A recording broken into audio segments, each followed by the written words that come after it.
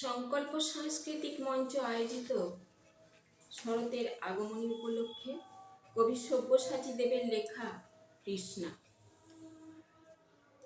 আমার কোনো শোক নেই, আমার কোনো বিষাদ নেই।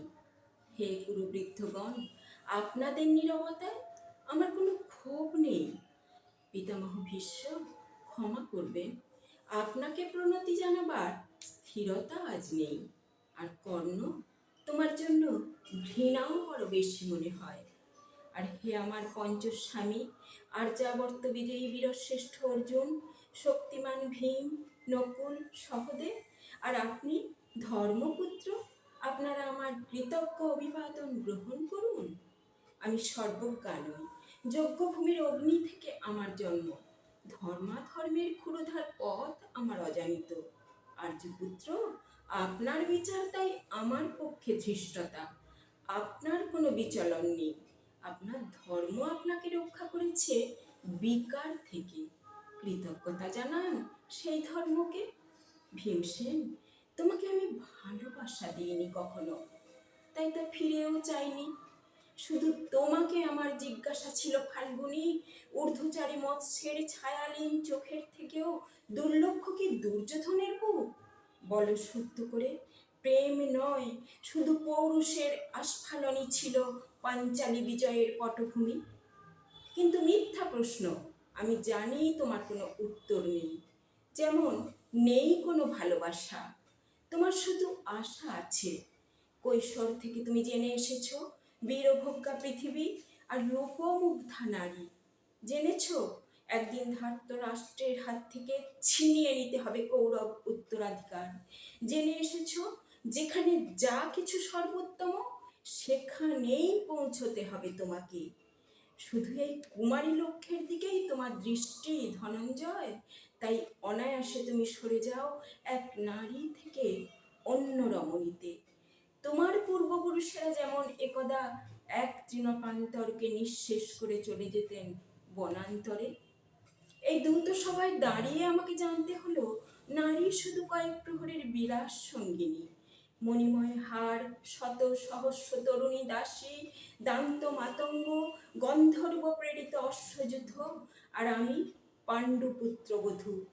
এক পংক্তিতে দাঁড়িয়ে আমরা সবাই অপেক্ষায়। পিতৃগৃহে যেমন দেখেছিলাম আহিরিনীরা দূর গ্রাম থেকে নিয়ে আসে তাদের পসরা, আর তার ওপর ঝুঁকে পড়ে লুব্ধ ক্রেতার দল, আমাদের ব্যবহার করার জন্য তেমনি উন্মুখ হয়ে আছে যারা আমার পতির আত্মীয়। আর আমাদের বিলিয়ে দিচ্ছেন যারা, তারা আমার পঞ্চস্বামী। বিবাহের মঙ্গলসূত্র হাতে বেঁধে যারা একদিন আমার উপর নিয়ম সিদ্ধ করেছিলেন তাদের অধিকার। না, শুধু এই রত্নমণ্ডিত সভাগৃহেই নয়, আরো আগে আমাকে জানতে হয়েছিল আমার কোনো বাসনা নেই, নেই কোনো নিজস্ব ইচ্ছা। অর্জুন, প্রথম দেখার মুহূর্তে আমার হৃদয় দিয়েছিলাম তোমাকে, অথচ আমার শরীরকে প্রথম আলিঙ্গন করলে ওই মহাভাগ, যার খ্যাতি ধর্মপুত্র বলে। ইন্দ্রপ্রস্থের সৌধ শিখরে যখন আছড়ে পড়তো নববর্ষার জলধারা, যখন আমার কামনা ছুঁতে চাইতো তোমাকে, আমার অনুৎসুক দেহকে তখন আকর্ষণ করতো অন্য কেউ, যে আমার স্বামী।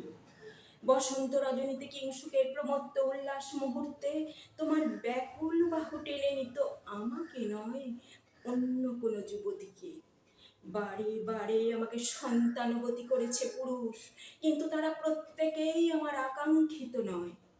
কোনো প্রার্থনা নেই আমার। কুরুবৃদ্ধরা বিলাপ করুন, জ্যেষ্ঠ পাণ্ডব প্রহর গুনুন, কোন পুণ্য লগ্নে ধর্মরাজ্য নেমে আসবে মাটিতে। ভীম, অনুগ্রহ করে স্তব্ধ হও। নকুল সহদেব, বিচ্যুত হয়েও না অগ্রজের প্রতি অটল বিশ্বাসে। আর অর্জুন, অন্তঃপুরে যাও, সেখানে তোমার জন্য স্নিগ্ধ শরীর সাজিয়ে রেখেছে তোমার কোনো প্রেয়সী। শোক নয়, লজ্জা নয়, এই রাজগৃহে দাঁড়িয়ে আমি জানলাম প্রেম নয়, শ্রদ্ধা নয়, অধিকার নয়, নারী শুধু প্রয়োজনের। জানলাম এখানে কোনো ভেদ নেই, ধর্মপ্রাণ যুধিষ্ঠির, শক্তিমান ভীম, প্রেমিক অর্জুন আর লোলুপধৃত রাষ্ট্রনন্দনদের মধ্যে প্রতিকার চাইছি না, যা শুধু বিলাসের। সেই বস্ত্র ছিনিয়ে নেয় যদি কোনো দুঃশাসন, নেই, আমি কাঁদছি না। চারপাশে ভাসানের ডিঙায় পশুদের উদ্দাম নাচের ভঙ্গি আমি দেখছি না। চারপাশে ক্লিবদের অক্ষম বিলাপ আমি শুনছি না। ধনুর্বাণ নেই, আমি ফিরিয়ে আনছি আমার জন্মের স্মৃতি, যজ্ঞের আগুন। দ্রৌপদী নই, নই পাঞ্চালী, নই ভরত কুলবধূ, আমি কৃষ্ণা, যজ্ঞাগ্নি সম্ভূতা, শুধু নারী এক। নমস্কার।